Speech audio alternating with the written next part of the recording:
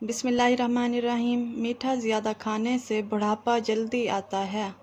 فارغ رہنے والے انسان کی جلد بہت جلدی ڈھل جاتی ہے۔ دودھ گرم کر کے پینے سے ہڈیاں مضبوط ہوتی ہیں۔ دودھ میں زیرہ ڈال کر پیو، آپ کا پیٹ کبھی باہر نہیں آئے گا۔ رات کے وقت چائے پی کر نہیں سونا چاہیے، اس سے آپ کو پیشاب کا انفیکشن ہو سکتا ہے۔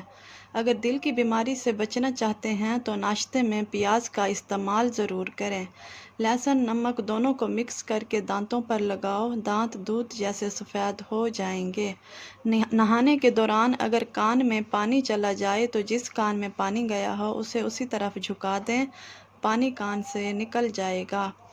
ہاتھ پاؤں سن ہو جانے کا مسئلہ ہو تو 1 چمچ شہد اور آدھے لیموں کا رس 1 گلاس پانی میں شامل کر کے کم از کم 40 دن تک پی لیں، انشاءاللہ افاقہ ہوگا۔ پانی زیادہ پیا کرو، گردے خراب نہیں ہوں گے۔